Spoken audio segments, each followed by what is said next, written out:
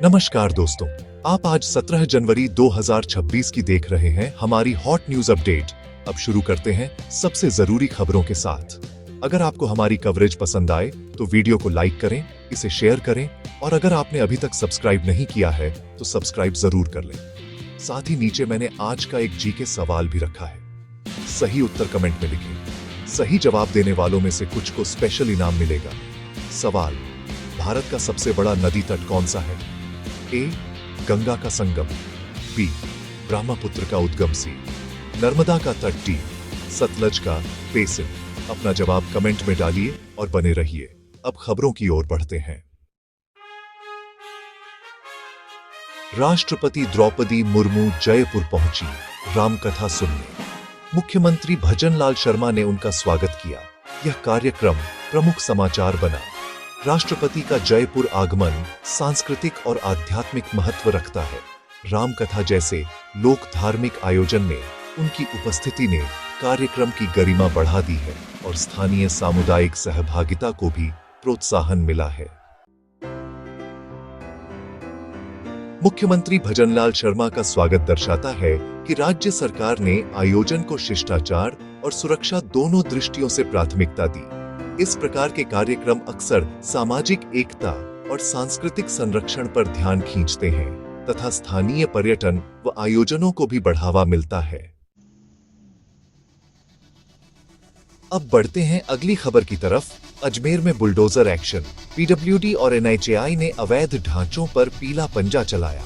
अजमेर में पीडब्ल्यूडी व एनएचएआई की कार्रवाई से साफ संकेत मिला है कि अवैध निर्माणों के खिलाफ प्रशासन सक्रिय है। यह कदम सड़क सुरक्षा और न्यूनतम विनियमों के पालन को सुनिश्चित करने के उद्देश्य से लिया गया है। स्थानिक व्यवसायों और रहवासियों के लिए अस्थायी असुविधा तो हो सकती है, पर यह कार्रवाई नियमों के अनुपालन और भविष्य में बड़े हादसों को रोकने की दिशा में मानी जा रही है। अब स्थानीय प्रशासन से स्पष्ट नियामक फ्रेमवर्क और पुनर्वास की योजनाएं अपेक्षित हैं। अब बढ़ते हैं अगली खबर की तरफ। राजस्थान में खूनी फ्राइडे, कई हादसे, बस पलटी, कार नहर में गिरी, कई मौतें हुई। राजस्थान में एक दुखद शुक्रवार दर्ज किया गया जिसमें कई सड़क हादसे हुए। बस पलटी और कार नहर में गिरने की घटनाओं ने जीवन और यातायात सुरक्षा पर सवाल खड़े कर दिए हैं। प्राथमिक रिपोर्ट से पता चलता है कि तेज रफ्तार, लापरवाही या खराब सड़कें कारक हो सकती हैं। हादसों में कई घायल व मृतक हुए हैं। स्थानीय प्रशासन को त्वरित बचाव और अस्पतालों में संसाधन जुटाने के साथ साथ भविष्य के लिए सड़क सुधार और ड्राइवरों की जागरूकता बढ़ाने की आवश्यकता है। अब बढ़ते हैं अगली खबर की तरफ। प्रयागराज में मकर संक्रांति पर 91 लाख श्रद्धालुओं ने स्नान किया। पतंगबाजी से 2 दिनों में 17 मौतें दर्ज। प्रयागराज में मकर संक्रांति के अवसर पर नदियों में जुटी भारी भीड़ त्योहार की भव्यता दिखाती है। बताया जा रहा है कि 91 लाख श्रद्धालुओं ने संगम में स्नान किया, जो प्रशासन और बचाव तंत्र दोनों के लिए बड़ी चुनौती थी।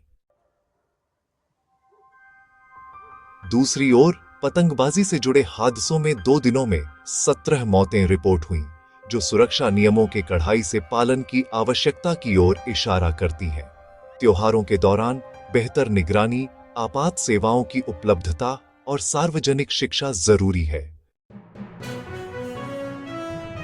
अब बढ़ते हैं अगली खबर की तरफ। योगी सरकार ने 6 नए नॉर्थ साउथ कॉरिडोर को मंजूरी दी। 24 से ज्यादा जिलों को लाभ मिलेगा। यह निर्णय राज्य के बुनियादी ढांचे को मजबूत करने और उत्तरी से दक्षिणी इलाकों के बीच कनेक्टिविटी बढ़ाने की दिशा में महत्वपूर्ण कदम है।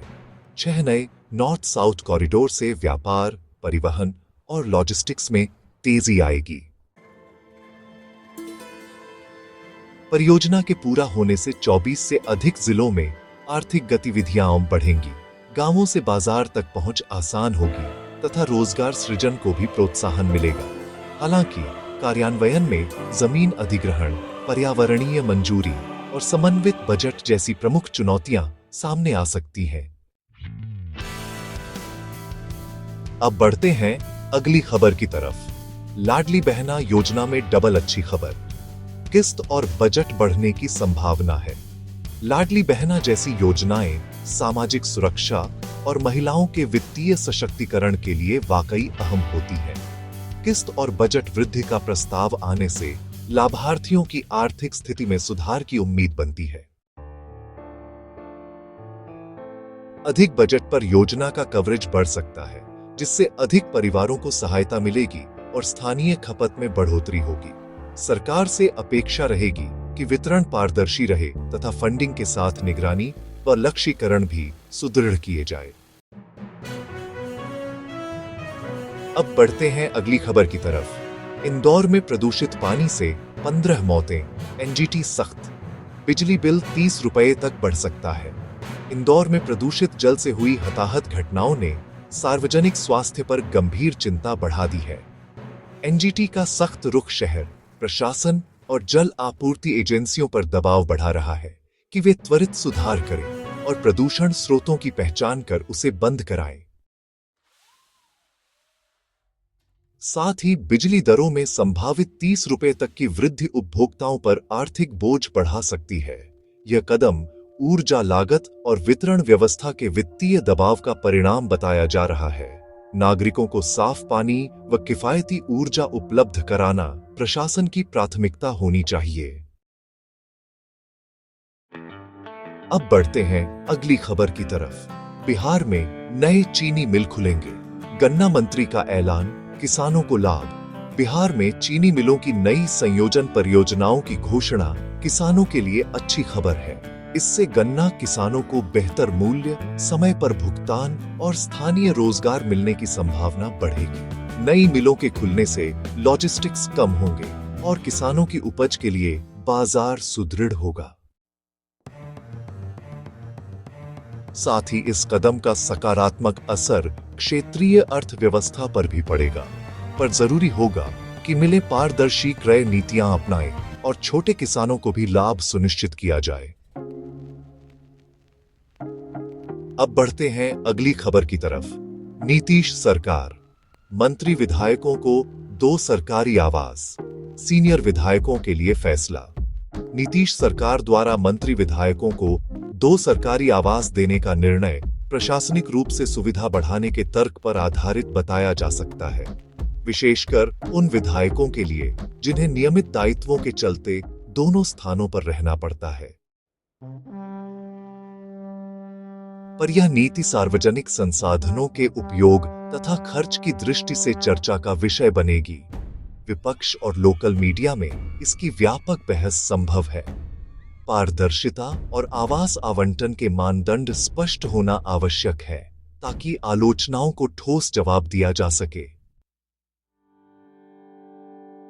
अब बढ़ते हैं अगली खबर की तरफ। महाराष्ट्र नगर निगम चुनाव, बीजेपी गठबंधन की शानदार जीत, बीएमसी समेत 29 में से 23 में बढ़त, प्रधानमंत्री मोदी ने बधाई दी।